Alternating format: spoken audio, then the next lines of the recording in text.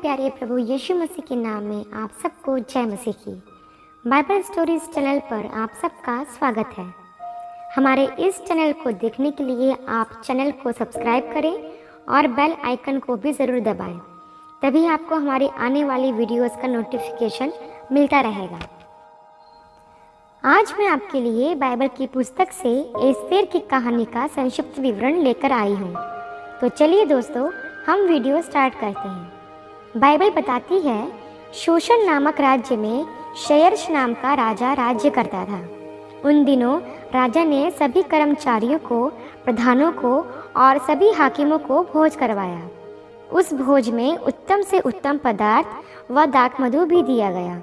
राजा ने अपने भवन के सब भंडारियों को यह आज्ञा दिया कि जो जैसा चाहे उसे वैसा ही दिया जाए। इसके पश्चात जब राजा दाख मधु पीकर मग्न हो गया, तब उसने अपने सेवकों और सेवा करने वाले सभी हाकिमों को आज्ञा दी कि वह उसकी रानी वश्ती को यह आज्ञा दे कि वे राज मुकुट धारण कर अपनी सुंदरता को देश देश के हाकिमों के सामने प्रकट करें। जब हाकिमों ने रानी वश्ती को यह संदेश दिया, तो रानी ने यह आज्ञा मानने से साफ इनकार कर दिया।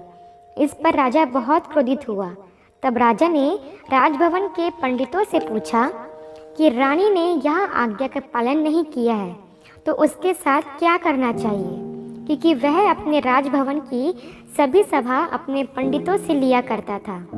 तब राज्य के सब पंडितों ने यह सलाह दी कि रानी ने उसकी आज्ञा को नहीं माना, इसलिए रानी को रानी के पद से हटा दिया जाए, अन्यथा सभी राज्य के हाकिमों के सामने राजा का बहुत अपमान हो जाएगा और कोई भी स्त्री अपने पतियों का आदर मान नहीं करेगी।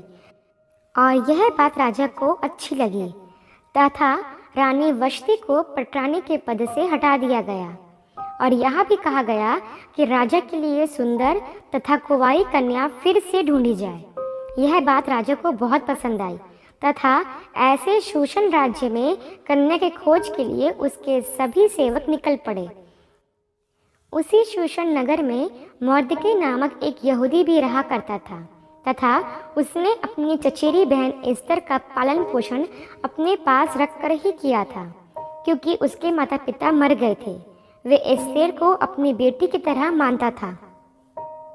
आगे हम देखते हैं दोस्तों, राजा की आज्ञा के अनुसार जब शूशन नगर में से कन्याओं को राजा के भवन में ले जाया गया, तब उसमें से एक एस्तर भी थी।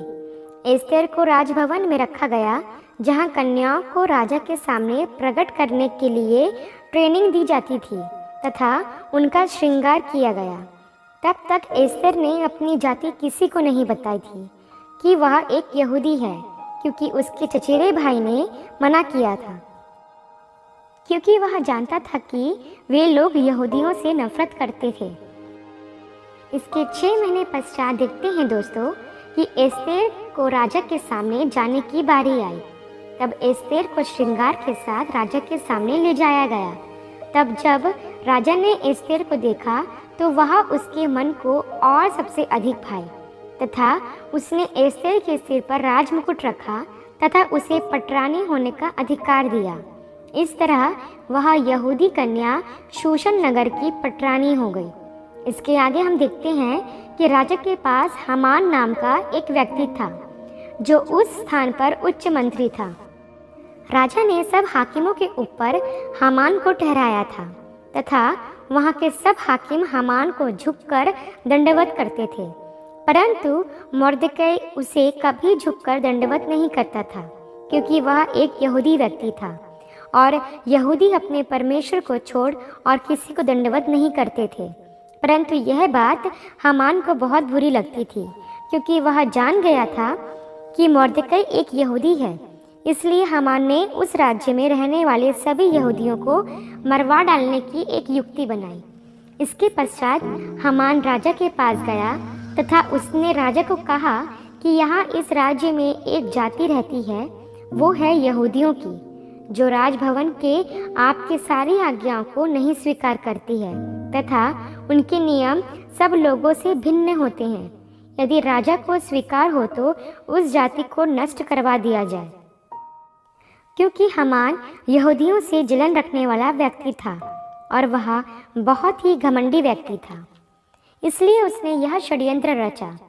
चूँकि हामान राजा का उच्च मंत्री था, इसलिए राजा ने हामान की बात को मान लिया तथा अपनी अंगूठी उतार कर हामान को दे दी, जिसका मतलब यह था कि ऐसा ही हो। इसके पश्चात हामान ने यह आज्ञा पत्र राजा के द्वारा तैयार किया तथा उस पर राजा की अंगूठी की छाप दी गई कि इस प्रांत के सभी यहूदियों को, चाहे वह बूढ़े हों, चाहे बच्चे हों या स्त्री हो, सभी को मार डाला जाए। उस दिन के लिए सभी तैयार रहें। जब यह बात मोर्दके को पता चली तो उसने अपने कपड़े फाड़ डाले तथा टाट ओढ़कर जोर जोर से चिल्लाने लगा तथा राजभवन के फाटक पर पहुंच गया, परंतु उसे टाट पहनकर राजभवन में जाने की आज्ञा न थी। जब यह बात एस्तेर रानी को उसके सेवकों ने बताई तो वह शोक के मारे घबरा गई, क्योंकि वह भी एक यहूदी थी तथा मोर्दके उसका चचेरा भाई था। तब रानी एस्तेर ने अपने सेवक को मोर्दके के पास सब हाल जानने को भेजा तथा मोर्दके ने उसके सेवक को सब कुछ बताया कि यहूदियों को मार डालने की आज्ञा राजा के द्वारा दी गई है तथा वह उन सब की ओर से राजा के भवन में जाकर अपने लोगों के लिए विनती करे। परंतु उन दिनों कोई भी व्यक्ति या कोई भी हाकिम या कोई भी स्त्री राजा की आज्ञा के बिना राजा के राजभवन में नहीं जा सकते थे, केवल वही जिस पर राजा सोने का राजदंड बढ़ाए। जब यह बात एस्तेर ने मोर्दके को बताई तो मोर्दके ने कहा कि तू ही अपनी जाति के सभी लोगों को बचा सकती है, शायद इसी दिन के लिए तुझे राजपद मिला हो। तब रानी एस्तेर ने मोर्दके के पास यह कहला भेजा कि तू जाकर शूशन के सभी यहूदियों को इकट्ठा कर तथा वह 3 दिन 3 रात तक मेरे निमित्त उपवास के साथ प्रार्थना करें। मैं भी अपनी सहेलियों सहित इस विषय के ऊपर उपवास करूंगी तथा मैं प्रार्थना करूंगी कि मैं राजा की आज्ञा के विरुद्ध उसके भवन में जा पाऊं। तब उन्होंने वैसा ही किया। तीसरे दिन रानी अपने राजकीय वस्त्र पहनकर राजभवन में जाकर खड़ी हो गई। जब राजा ने रानी को राजभवन में देखा तो वह प्रसन्न हो गया तथा उसने अपना राजदंड रानी की ओर बढ़ाया तथा कहा कि बोल रानी, तुझे क्या चाहिए? बोल तो तुझे आधा राज्य भी दे दिया जाएगा। परंतु रानी ने कहा कि यदि राजा को स्वीकार हो तो अपने मंत्री हामान के साथ भोज में आए, जो मैंने उसके लिए तैयार कर रखा है। तब राजा ने एस्तेर का निमंत्रण स्वीकार किया। तब वह हामान के साथ उस भोज में गया। भोज के समय जब राजा ने दाखमधु पिया तो फिर रानी से पूछा कि तेरी क्या इच्छा है? तब भी रानी ने यही कहा कि यदि राजा मुझसे प्रसन्न है तो कल उस भोज में आए जो मैंने उनके लिए तैयार किया है, तब मैं अपनी इच्छा व्यक्त करूंगी। तब उस दिन हामान मन में बहुत प्रसन्न था तथा जब वे बाहर फाटकों में गया तो सभी ने उसको दंडवत किया, परंतु मोर्दके ने ना किया। तब पश्चात हामान बहुत क्रोधित हुआ तथा उसने अपने हाकिमों को बुलवाकर 50 हाथ ऊंचा एक फांसी का फंदा तैयार करवाया और कहा कि मैं कल राजा को बोलकर मोर्दके को उसमें लटकवा दूंगा, क्योंकि हामान बहुत ही घमंडी मनुष्य था। वह सोचता था कि रानी ने केवल राजा के साथ मुझे ही भोज में निमंत्रण दिया है और किसी को नहीं, इसलिए सब मुझे ही दंडवत करें। परंतु मोर्दके ऐसा नहीं करता था, तो वह उससे क्रोधित था। इसके पश्चात हम देखते हैं कि जब दूसरे दिन राजा और हामान रानी के भोज में आए तो जब फिर से राजा ने दाखमधु पिया तो रानी से कहा कि तेरी क्या इच्छा है, उसे पूरा किया जाएगा। तब रानी एस्तेर ने राजा से कहा कि अगर आप मुझ पर प्रसन्न हैं तो मुझे व मेरे लोगों को प्राण दान दीजिए। तब राजा ने कहा कि कौन तुम्हें व तुम्हारे लोगों को मारना चाहता है। तब राजा नहीं जानता था कि रानी भी यहूदी है। तब रानी ने हामान की ओर इशारा किया और बताया कि यह दुष्ट हामान मुझे व मेरे लोगों को मारना चाहता है, क्योंकि मैं भी एक यहूदी स्त्री हूँ। तब राजा बहुत क्रोधित हुआ और हामान पर भड़का कि यह मेरी रानी के साथ ऐसा बर्ताव कैसे कर सकता है।